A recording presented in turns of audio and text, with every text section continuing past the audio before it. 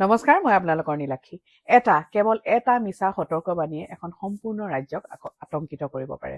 ADCP মৈত্ৰী ডেকাৰ ষ্টেটমেণ্টেৰে আমি গম পালোঁ যে শেহতীয়াকৈ যোৱাকালি যিটো আমাৰ অপহৰণৰ এটা ঘটনা ঘটিছিলে বা নিউজ এটা ওলাইছিলে ভাৱনা শৰ্মাৰ, সেইটো আচলতে অপহৰণ নহয়, তেওঁ স্বইচ্ছাৰে শ্বিলঙলৈ গৈছিলে।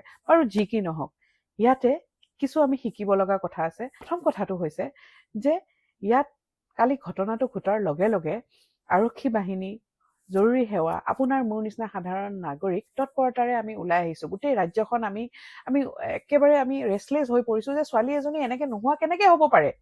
ওলাই আহিছিলে আৰু এতিয়া নাই, আৰু সেইটো এতিয়া মিছা বুলি প্ৰমাণিত হৈছে। সেইখিনি সময়, শক্তি আৰু সম্পদ কিন্তু বাস্তৱ ৰূপত কোনোবা বিপদত থকা মানুহক সহায় কৰিবলৈ ব্যৱহাৰ কৰিব পৰা গ'ল হয়।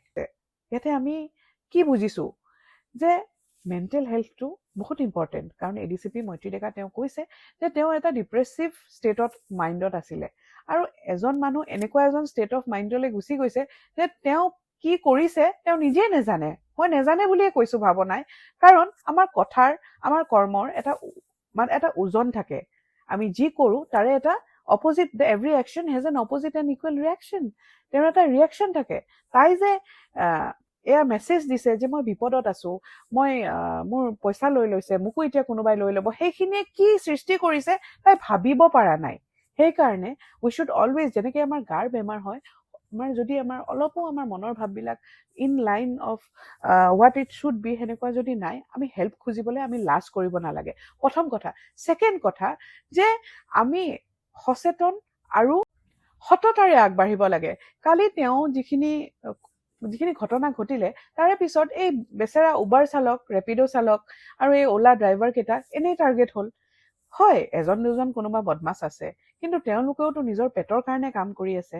আজি এটা ছিংগল ইনচিডেণ্টত তেওঁলোক এনেই বদনাম হ'ব লগা হৈছে। আৰু নেক্সট কথা হৈছে যে আমি অকণমান নাগৰিক হিচাপেও ভাবা উচিত যে এনেকুৱা ধৰণৰ মিছা এটা কথা ক'লে কি হ'ব পাৰে। ভাৱনাক মই কৈছোঁ, মৰমেৰে কৈছোঁ, বা হিচাপে কৈছোঁ যে, বা এনেকুৱা ভাৱনাৰ নিচিনা মোৰো মনটো বেয়া লাগে, আমাৰ সকলোৰে মন বেয়া লাগে। গতিকে আমি অলপ নিজকে ইন্ট্ৰস্পেক্ট কৰা ভাল, আৰু যদি আমি বোলে বুজি পোৱা নাই, আমি কাৰোবাৰ লগত ডিছকাছ কৰা ভাল যে আমি সঁচাকৈ আমাক মেডিকেল হেল্প লাগে নেকি। নমস্কাৰ, জয় অসম।